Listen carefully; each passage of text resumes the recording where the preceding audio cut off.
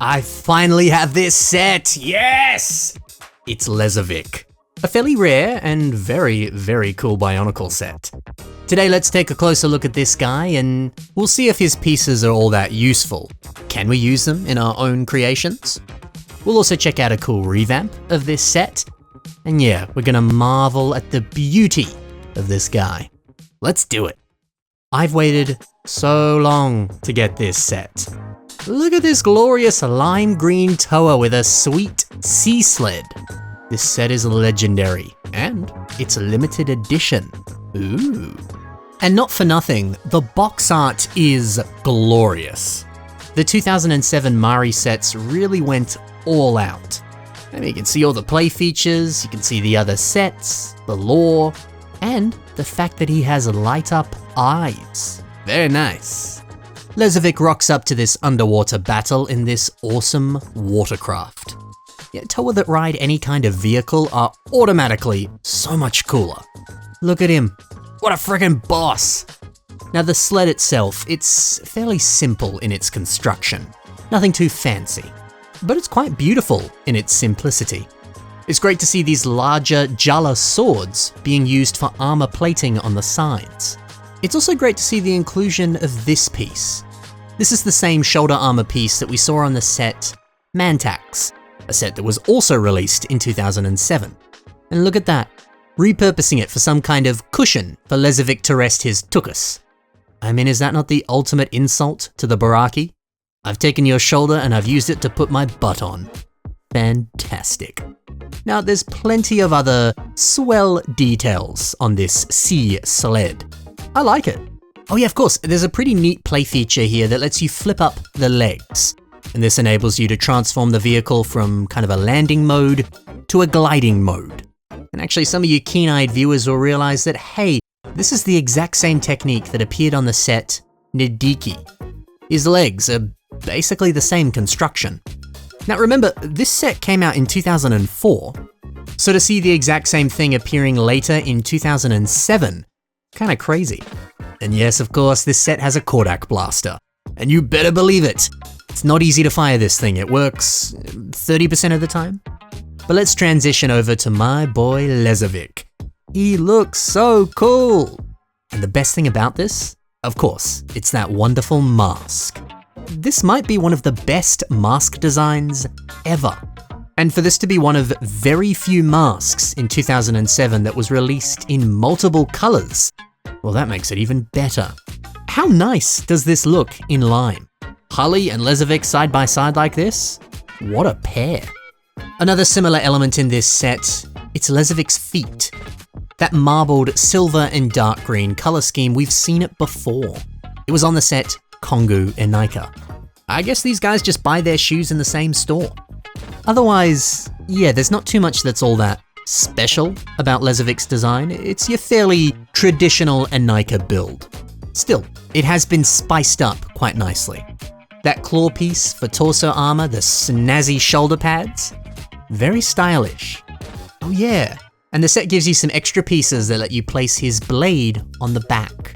I know that might seem kind of trivial, but so many sets didn't do this. And it's great, because it frees up his hands so that he can ride his vehicle.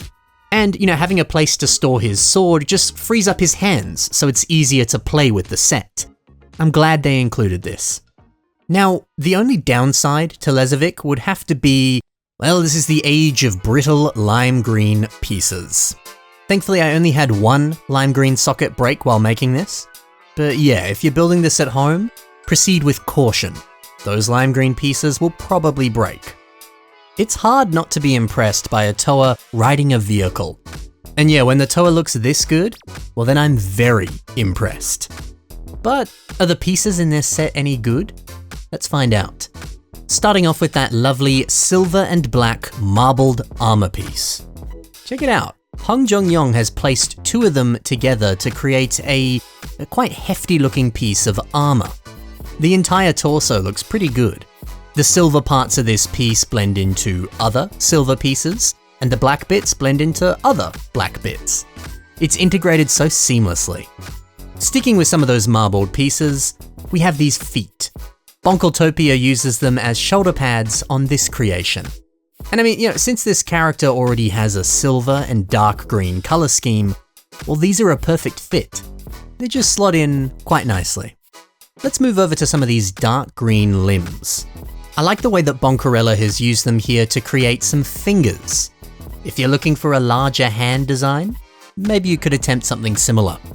Now, what about these silver blades that make up the landing gear on the sea sled?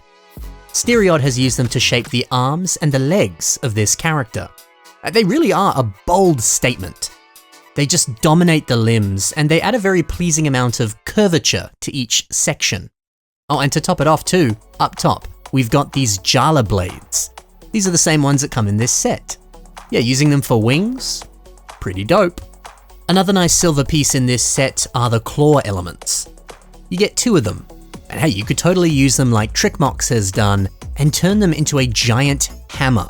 You just surround them with a few other pieces and look at that, it's beautiful. And finally, what about the Faxon, Lesovikk's mask? How can that be used?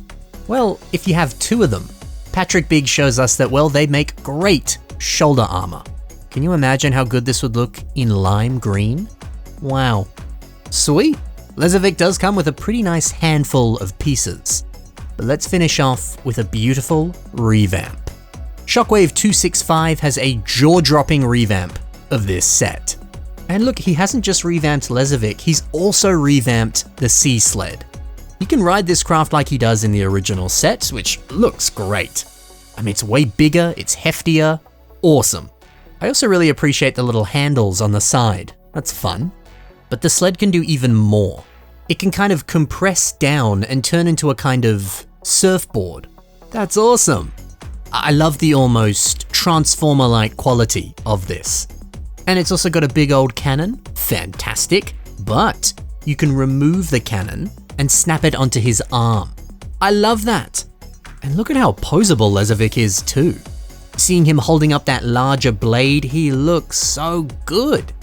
I'm glad that the spiked armor piece is still on his torso, but now it's being surrounded with a bunch of other silver pieces. There's something about this heavily armored torso that makes it look like he's wearing a scuba suit. It works. I mean, look, it's a very fancy scuba suit, but the way it flares backwards like that along his shoulders, brilliant. We've also got a few hints of trans light blue studs on the torso. I like that this could be some sort of water filtration system, or it just could be like lights. I mean, he's gonna be down in the deep, dark depths of the water. You need some lights. It's a nice touch. Mate, I thought the set looked good, but dude, this revamp is incredible. Wonderful work. And that is Lesovikk. I love this set so much. And I'm so happy that I finally own it after all of these years. So did you enjoy the MOCs I spotlighted today? If you did, take a look at the links below where you can see more of the work of these builders. Thanks for watching guys, happy building, and bye for now.